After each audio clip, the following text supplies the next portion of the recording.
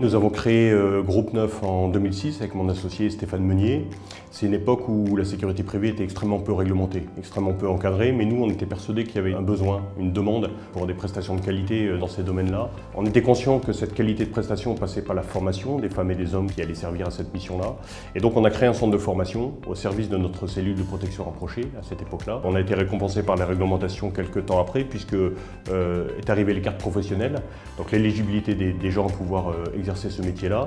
Et Groupe Neuf a été le premier centre de formation en France à pouvoir délivrer cette compétence-là pour obtention de la carte pro. Nous accueillons des différentes personnes au sein de notre centre de formation. La plupart des gens viennent du secteur de la sécurité privée, agents de sécurité, convoyeurs de fonds, et ils veulent monter en compétences et en rémunération en fait, en se dirigeant vers la protection rapprochée. On a pas mal de personnes également qui sortent des institutions, gendarmerie, police, militaire, et qui veulent transférer au privé les compétences qu'ils ont développées dans leur parcours. Et puis on a des gens qui viennent de domaines différents comme le sport de haut niveau, ou qui avaient cette vocation-là au départ de faire de la protection rapprochée, puis qui se sont dirigés vers d'autres choses et qui reviennent à leur désir initial. La protection rapprochée est extrêmement encadrée aujourd'hui en France. Donc en fait, ce sont des sociétés de protection rapprochée qui ont des agréments d'État pour prester ce type de mission et c'est eux qui constituent les recruteurs. C'est pour ça que depuis des années, on fait venir à la présidence de nos jurys d'examen les plus grands recruteurs de France, les acteurs principaux de la profession, de manière à ce qu'il y ait une vraie relation entre les compétences que nous on développe au sein de la formation et les attentes des recruteurs et du marché. En effet, il y a une évolution vers l'armement de la sécurité privée, notamment de la protection rapprochée. C'est un énorme défi à relever, le fait d'armer le privé.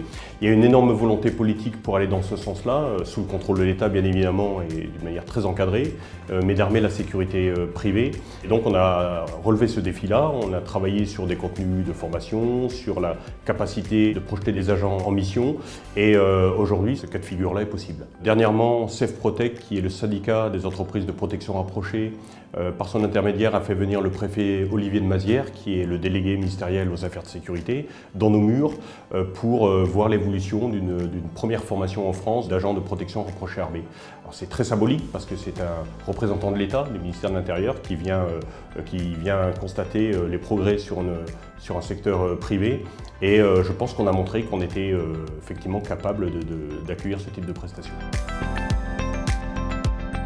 Les conditions requises sont assez simples. Il faut que la personne soit déjà titulaire d'une carte professionnelle en protection rapprochée. Ça, c'est le prérequis indispensable pour évoluer vers une protection rapprochée armée, qui est une nouvelle carte professionnelle, une nouvelle compétence. Il y a bien évidemment des tests psychologiques, puisqu'on parle d'armement, il y a des tests physiques, il y a toute une batterie de tests qui permet à l'agent d'intégrer cette formation sous le contrôle de l'État, bien évidemment, afin d'acquérir cette nouvelle carte professionnelle d'agent de protection rapprochée armée.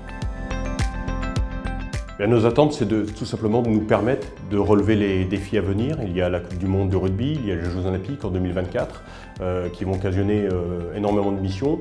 Nous, on attend des pouvoirs publics qui soient réactifs, nous on est prêts, et que soient réactifs dans l'attribution des missions armées puisque c'est sous leur contrôle.